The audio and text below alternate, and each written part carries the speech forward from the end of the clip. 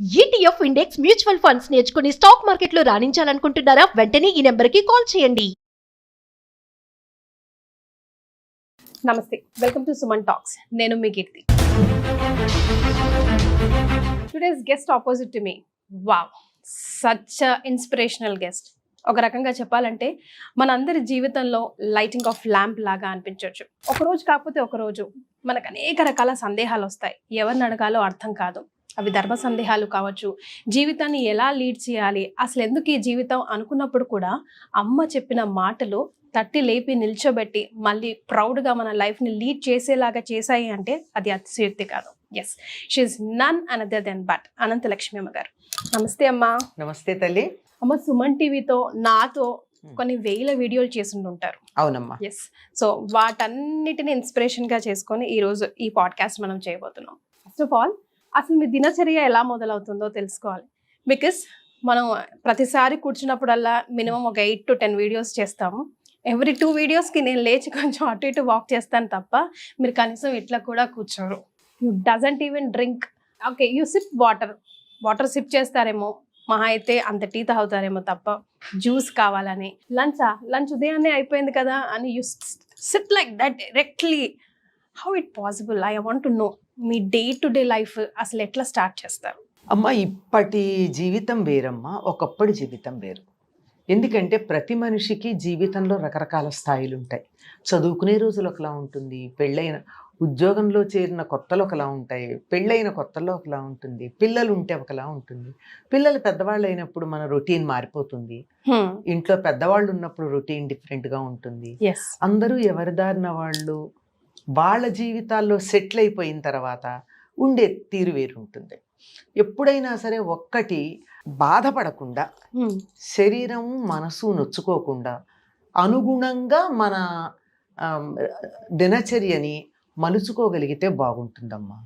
ఒకప్పుడు నేను 6 అయితే కానీ లేచేదాన్ని కాదు. ఓకే, అది కొద్దిగా నా మీద చిన్న కంప్లైంటే, కొంచెం ఆలస్యంగా లేవడం అనేది. 6 ఆలస్యమా మీకు? అంటే 6 అంటే మా ఇంట్లో మా ఊళ్ళో, మేము పల్లెటూరు, మా ఇంట్లో అందరం సూర్యోదయానికన్నా ముందు లేచేసేవాళ్ళం. ఓకే, మాకు పాలేర్లు ఉండేవాళ్ళు. వాళ్ళు వచ్చేసి పక్క మంచాలు తీసేసి పక్కలు ఎత్తేసి అన్ని సెట్ చేయడం ఉంటుంది. తర్వాత బయట పెరడంతా క్లీన్ చేయడం. మనం అడ్డు కదా వాళ్ళకి, అప్పుడు లేచేసేయాలి. అందరూ లేచేసేవాళ్ళు. కొంచెం నేనే ఆఖరణ లేచేదాన్ని. అంతవరకు మా అమ్మగారు సహించేవారు, కానీ సూర్యోదయం ఆకలేస్తే మాత్రం మాట్లాడేవారు కాదు, అంతే, అంతకన్నా ఇంకేం లేదు. అంటే చాలాసేపు మాట్లాడేవారు కాదు, అర్థమయ్యేది. కాకపోతే కొద్దిగా నేను త్వరగా లేస్తే కాస్త ఆ రోజు డల్గా ఉండడం అవి ఉండేది. అందువల్ల పెద్దగా పట్టించుకోకపోయినా అందరూ మాత్రం త్వరగా లేచేవాడు. అది అలవాటు. తర్వాత నేను హాస్టల్లో MA చేసుకోవడానికి వెళ్ళినప్పుడు 8 క్లాస్ మొదలయ్యేది కనుక ఎట్టి పరిస్థితుల్లో లేవాల్సిందే. లేవడం కూడా ఎలా ఉంటుందంటే, మా హాస్టల్ సముద్రానికి ఎదురుగా ఉండేది. అంచేత సూర్యోదయం ఒక్కరోజు కూడా మిస్ కాలేదు నేను అక్కడ చదివినంత. బ్యూటిఫుల్ వ్యూ కదా, బ్యూటిఫుల్ వ్యూ. ప్రకృతి ప్రేమ వల్ల సూర్యోదయం మిస్ కాకూడదని బలవంతంగా త్వరగా లేచేదాన్ని. సో ఎప్పుడు లేట్ అవ్వకుండా 7:15 కల్లా బస్సు వస్తే అందులో వెళ్ళిపోయేవాళ్ళం. సో దాన్ని బట్టి మన షెడ్యూల్స్ అలా మారుతూ ఉంటాయి. తర్వాత ఉద్యోగం, పిల్లలు, అట్లాంటప్పుడు రాత్రులు మేలుకొనడం, అప్పుడప్పుడు ఆలస్యంగా లేవడం, ఇట్లా మొదలవుతూ. ఇప్పుడు అన్నీ అయిపోయి ఇంకా మనదేది పెద్ద మార్పులు లేవు అని అనిపించాక మాత్రం 4:30కి లేవాలి అని మనసులో గట్టిగా అనుకున్నాను. దానికోసం కొంచెం ప్రయత్నమే చేయాల్సి వచ్చింది, కానీ ఇప్పుడు 4:30కి లేవడం ఉంటుంది. 4:30కి లేచి స్నానం చేసి గీజర్ ఆన్ చేసి అటు ఇటు కొంచెం సర్దుకునేప్పటికి ఎంత 5 నిమిషాల్లో కాగిపోతాయి కదా. స్నానం చేసి 5 మాకు ఒక క్లాస్ ఉంటుందమ్మా, గూగుల్ మీట్ ఉంటుంది, దానికి జాయిన్ అయిపోతా. ఏమంటే లలితా సహస్రనామం నేర్చుకున్న వాళ్ళు ఉన్నారు, తప్పులు చదివి అమ్మవారిని బాధ పెడుతున్నారని నేను చాలా నొచ్చుకునేటటువంటి విషయం కదా. అలా నేర్చుకున్న వాళ్ళు ఉన్నారు. ఆ నేర్చుకున్నటువంటి వాళ్ళే కాకుండా జనరల్ గా లలిత నా దగ్గరే కాకుండా నేర్చుకున్న వాళ్ళు ఉన్నారు కదా, వాళ్ళంతా ఒక గ్రూప్ గా చదువుతారు. ఒక్కళ్ళు చదువుతారు, మిగిలిన వాళ్ళు వింటారు.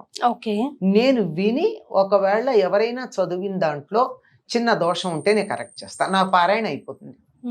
నేనే కాదు, మొత్తం సుమారుగా దరిదాపుల్లో 60 మంది దాకా మెంబర్లు ఉన్నారు, కానీ డెఫినెట్ గా అందరూ చేరేది 35-40 మంది చేరతారు ప్రతిరోజు. అంటే ఎవరి ఇబ్బందులు వాళ్ళకు ఉంటాయి కదా, నేను కూడా ఎప్పుడన్నా చేరకపోవచ్చు.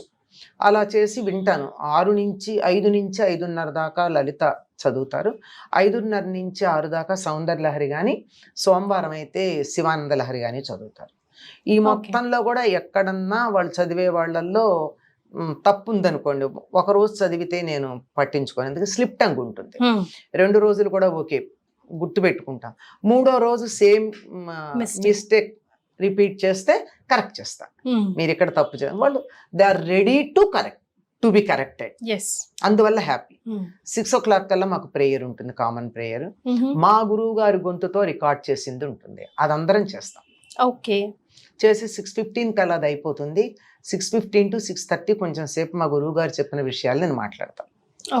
నేను ఎప్పుడన్నా మీతో మాట్లాడినా మీరు బాగుంది అని చెప్పేవన్నీ కూడా నా సొంతం కాదమ్మా, మా గురువు గారు మాకు చెప్పినవి అవే నేను నా భాషలో చెప్తా, అవే వాళ్ళకు కూడా చెప్తూ ఉంటాను. ఆ 6:30 నుంచి ఇంకా కొన్ని స్తోత్రాలు చదువుతారు, అవన్నీ వింటాను. ఓకే, ఈ లోపల ఈ వినే టైంలోనే నాకు దేవుడి దగ్గర శుభ్రం చేసుకోవడం, దీపంలో ఒత్తులు వేసుకోవడం, పూలు సర్దడం అంతా అయిపోతాయి. 4:30కి before starting that I will have a cup of tea morning, early morning. Okay, తర్వాత ఈ 7 o'clock కల్లా ఇది అయిపోతుంది. ఇంకో కప్ ఆఫ్ టీ తాగి రామాయణాన్ని కూర్చుంటాను. మన SVBCలో వస్తుంది. అంటే ఈ చెప్పడాన్ని బట్టి మీకు ఏమైనా అర్థం అవుతుంది, ఇదంతా from corona this schedule. Okay, అంతకుముందు నాకు ఇంట్లో పిల్లలు, వాళ్ళ పురుళ్ళు, చంటి పిల్లలు ఉండేది.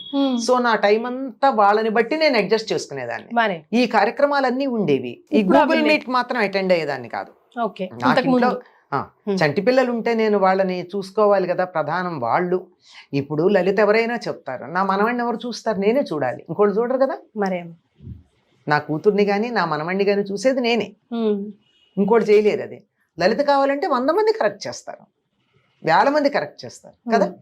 సో అట్లా ఉంది ఈ రొటీన్ అంతా. అది 8 కల్లా రామాయణం అయిపోతుంది కదా, అప్పుడు ఒకసారి ఫోన్ తీసి ఎవరన్నా ఏమన్నా ఎమర్జెన్సీ మెసేజ్లు ఉన్నాయేమో చూసుకుని అప్పుడు పూజ వంట అయిపోతాయమ్మా.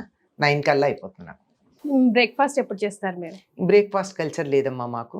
9 o'clock కల్లా పూజ అయిపోతూనే వండింది దేవుడికి నైవేద్యం పెట్టేయడం. బయటికి రావాలి అంటే ఇమీడియట్ గా 9:15, 9:30 కల్లా భోజనం చేసేస్తాం.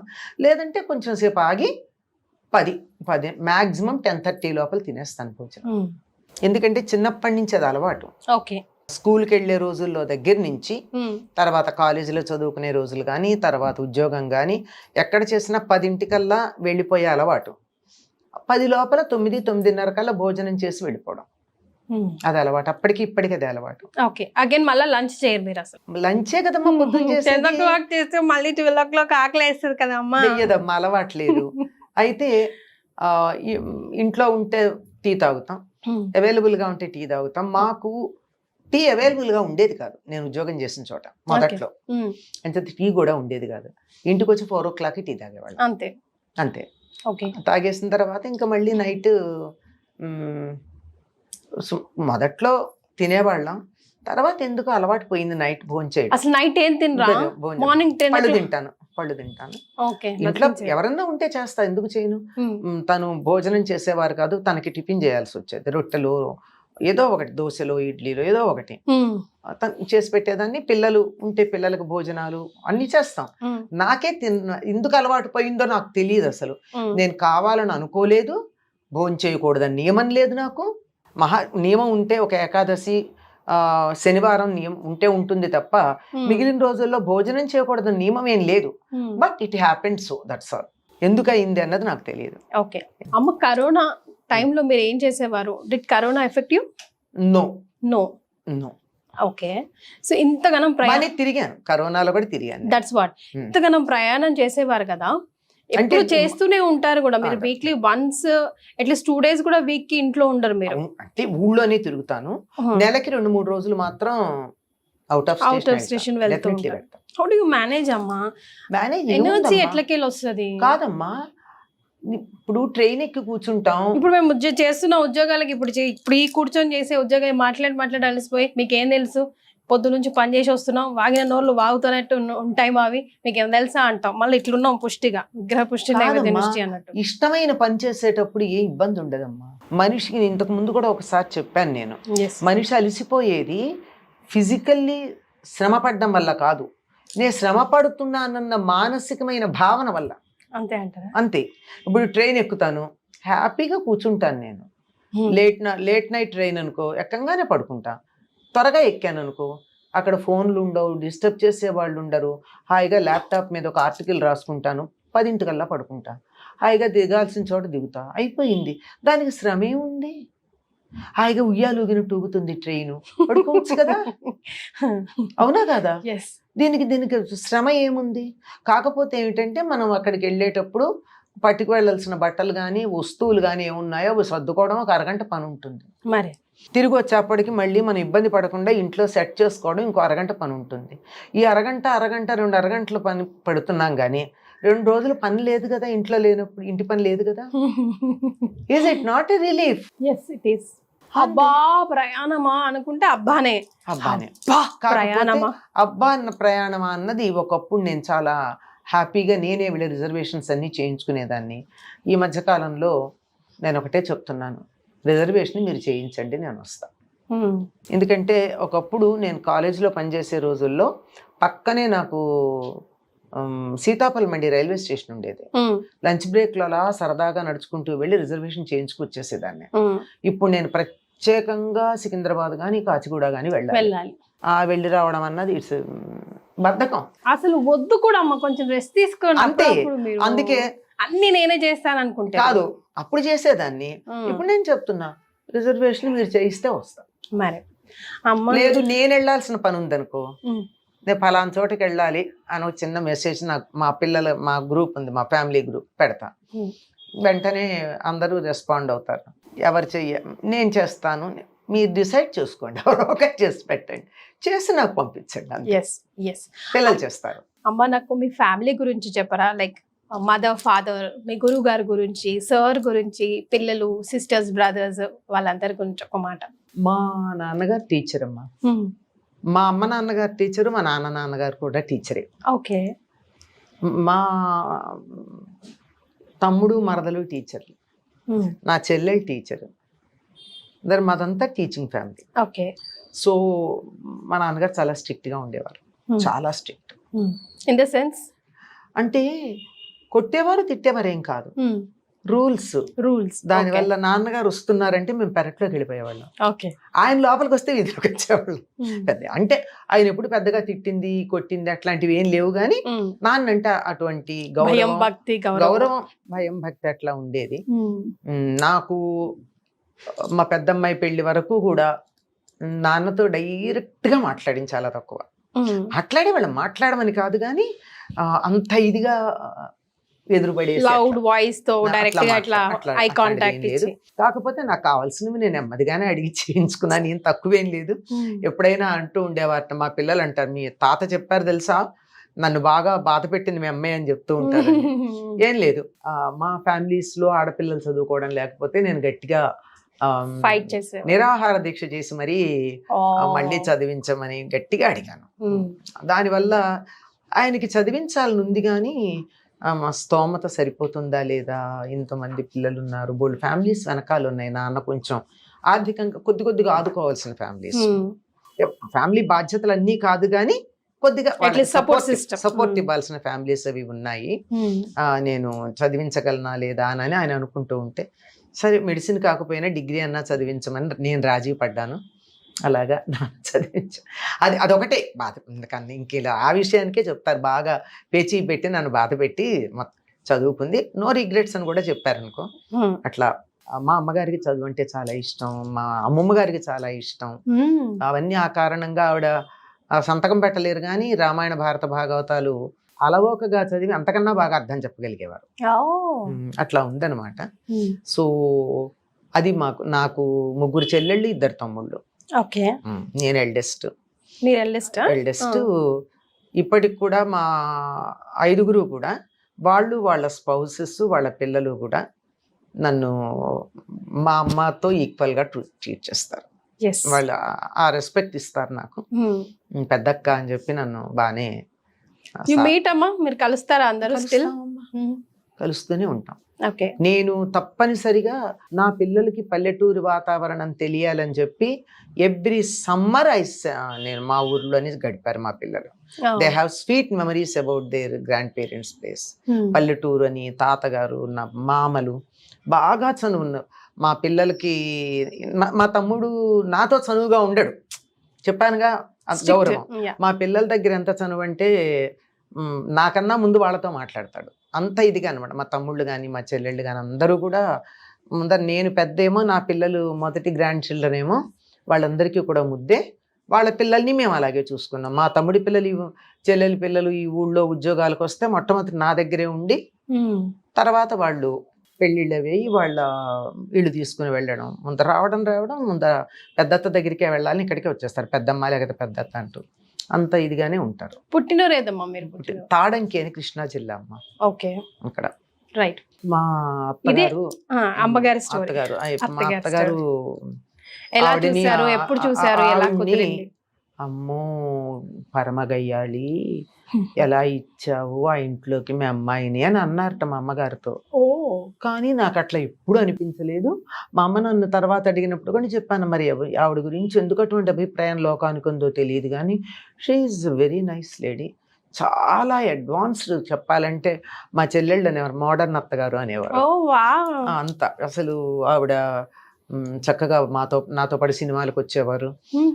నేను సినిమాలకు వెళ్ళకపోతే నన్ను తీసుకెళ్ళేవారు, నేను సినిమాలకు వెళ్ళేదాన్ని, ఆవిడ తీసుకెళ్ళేవారు. తర్వాత సాహిత్య కార్యక్రమాలు, మా గురువు గారు సభలు అవి ఏమన్నా ఉన్నా తప్పనిసరిగా నాతో వచ్చేవారు.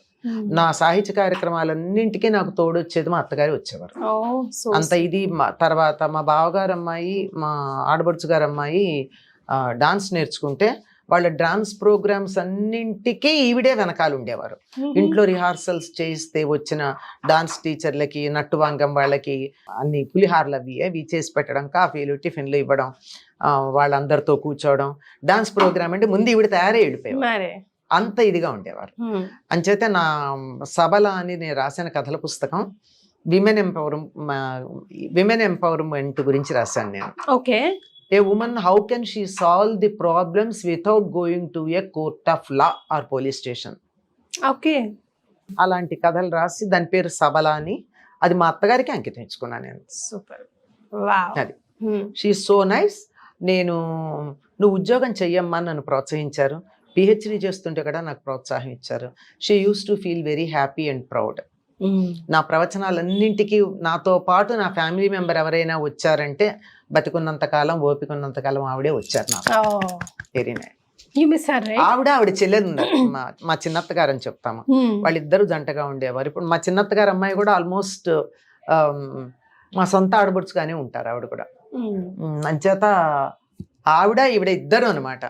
ఇద్దరు అత్తగారులను వేసుకొస్తామని నవ్వేవారు అందరూ. పర్వాలేదు ఏమైంది అని చెప్పి అంత బాగానే ఉండేది. మా పెద్ద ఆడబడుచు కూడా నాకు మా అమ్మలాగానే ఉంటారు. నన్ను ఇప్పుడు పురుళ్ళకి పుట్టింటికి పంపలేదు, నేను డాక్టర్ని అయ్యుండి నేను పంపిస్తానా నేనని. She only took care of me. మా పిల్లల డెలివరీస్ కూడా ఆవిడే చేస్తారు. నా డెలివరీస్ చేశారు, మా పిల్లల డెలివరీస్ చేశారు. మా చిన్నమ్మాయి ఆఖరి డెలివరీ కూడా చేశాక ఆవిడ now she is no more. నేను ఆవిడ పోయాక నేను చాలా బెంగపడ్డానమ్మా, చాలా. అందరు నవ్వారు కూడా, మీ అమ్మ పోయినప్పటికన్నా మీ ఆడబడిచిపోతే ఎక్కువ బాధపడ్డామని. అసోసియేషన్ అట్లా, చాలా అసోసియేషన్ అలా ఉండేవారు.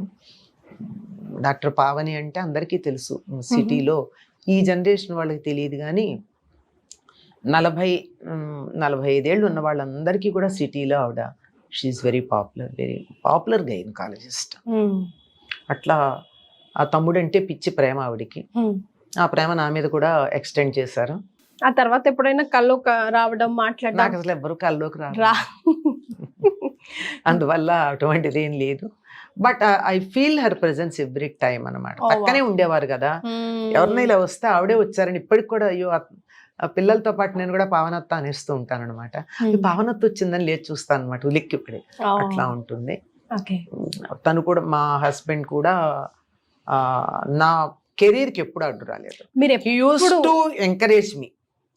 అమ్మ మీరు ఎప్పుడు మనం of the camera off the record మాట్లాడుకున్నా కూడా ఫస్ట్ ఎప్పుడైనా ఎక్స్పీరియన్స్ గురించి మాట్లాడడం అంటే ఎప్పుడు మీ అత్తగారి గురించే యూ స్పోక్.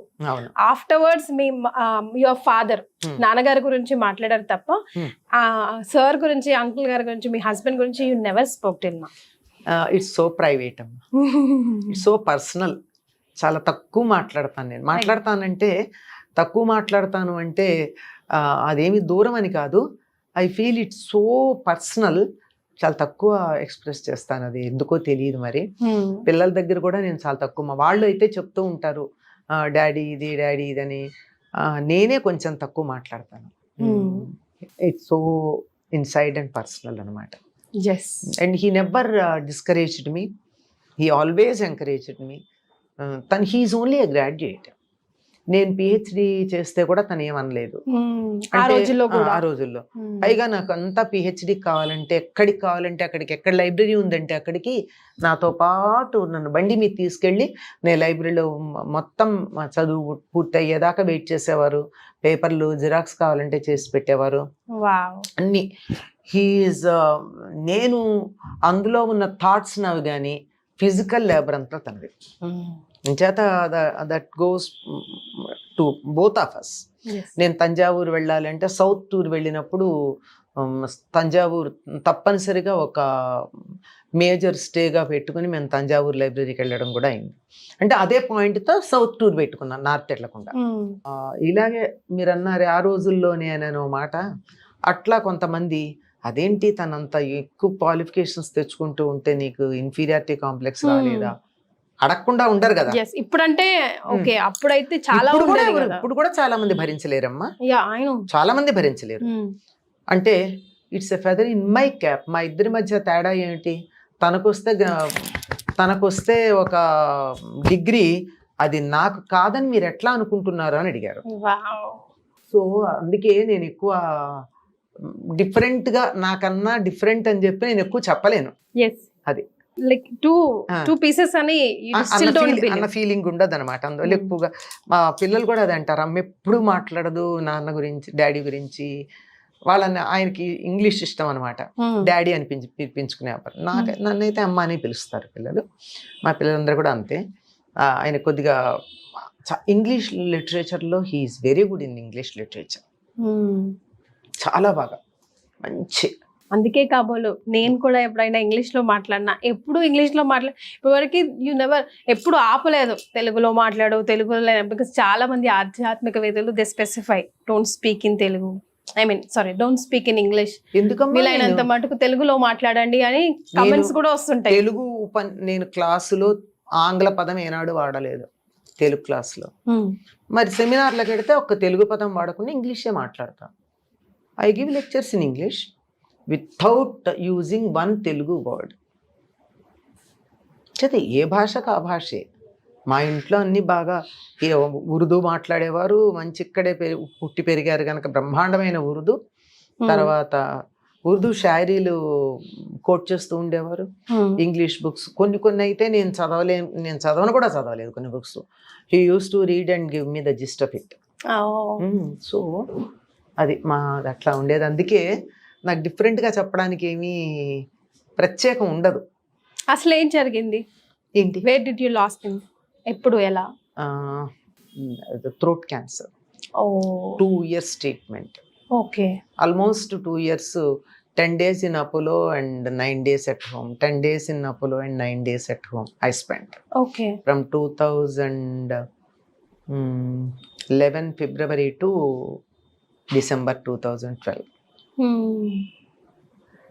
Okay. అది కూడా he never felt bad. I'm getting the best of the treatment. ఎందుకంటే అపోలోలో మాకు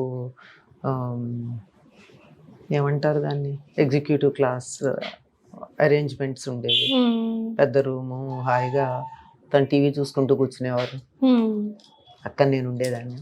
what ever he ask something it will be served, అలా ఉండేది. కరెక్ట్. సో నవెవర్ డాక్టర్ విజయ్ కుమార్ లాంటి వాళ్ళు, మీరిద్దరూ హనీమూన్కి వచ్చినట్టు వస్తున్నారు, హాస్పిటల్కి వచ్చినట్టు కాదు. Okay.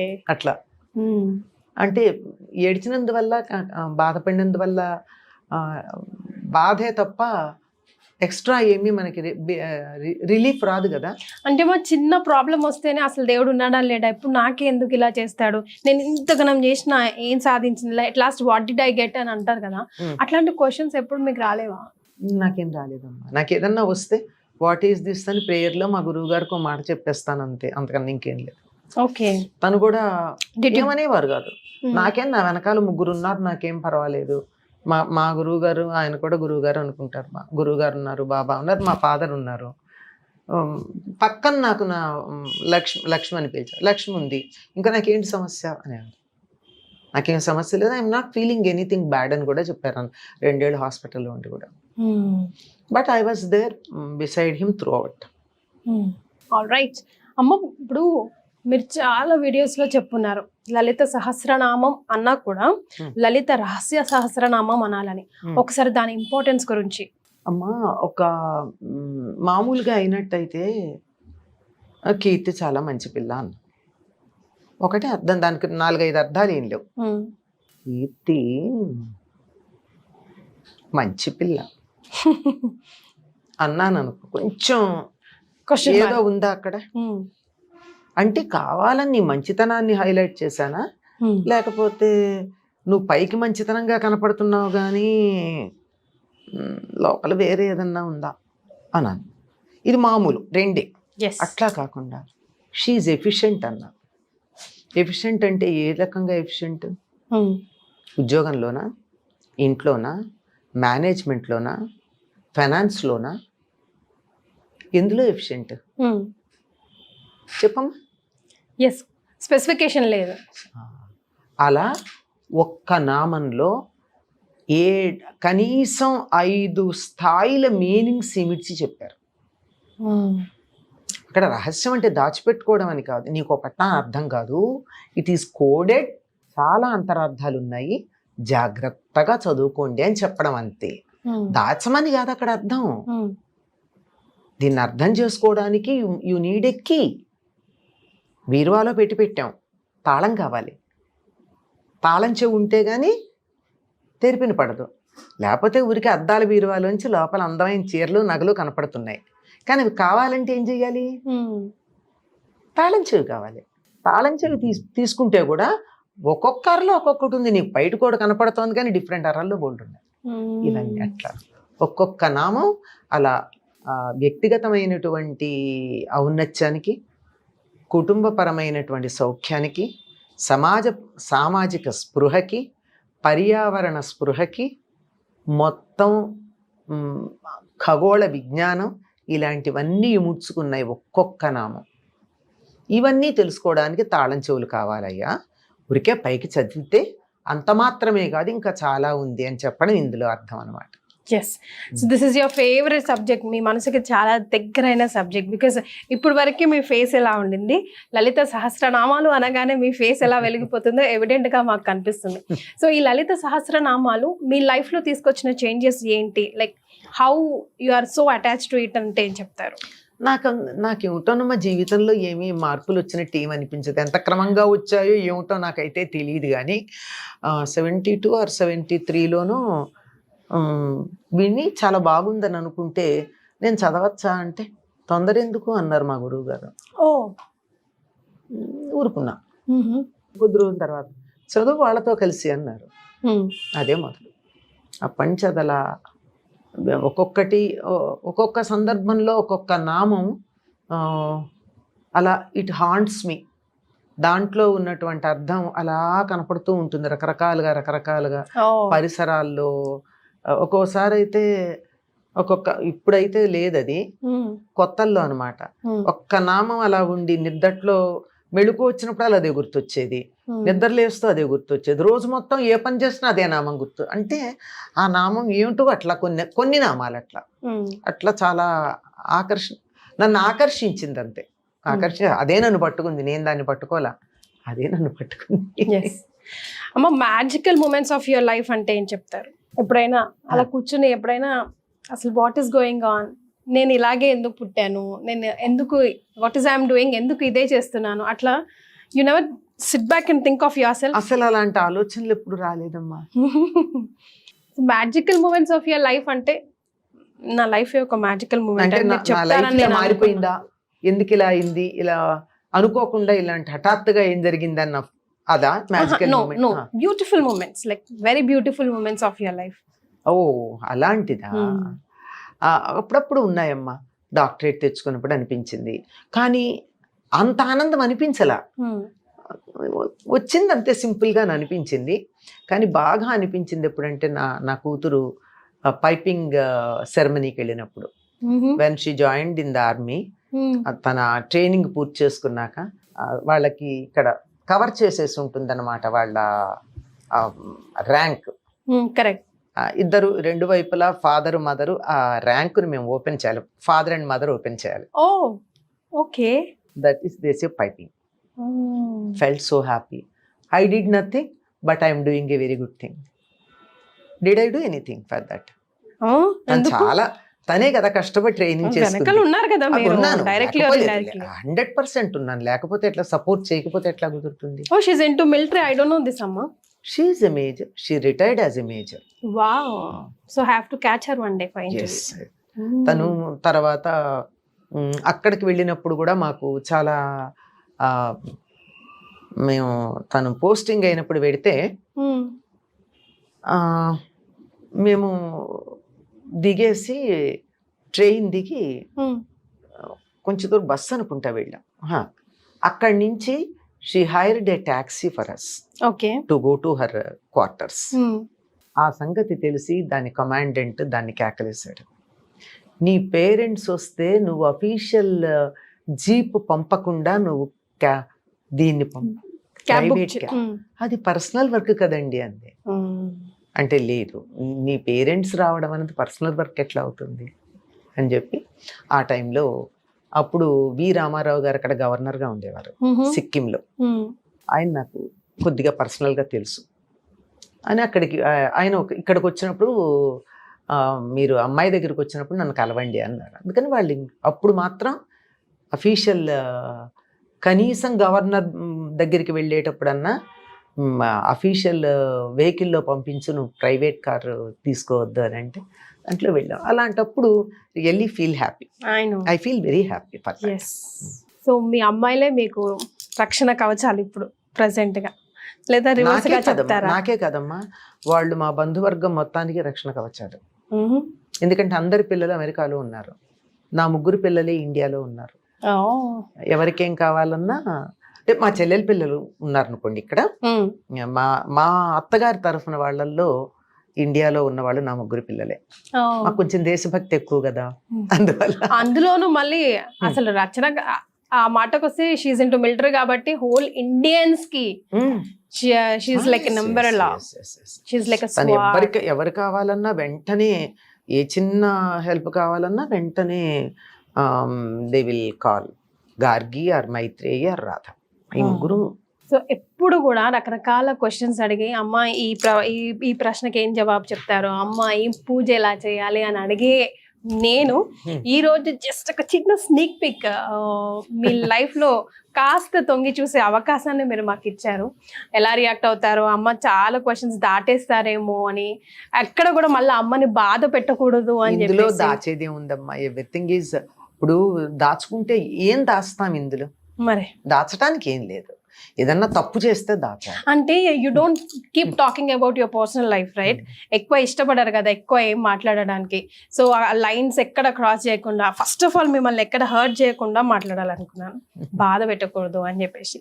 I think I did my job. Thank you so much for joining us today. Thank you.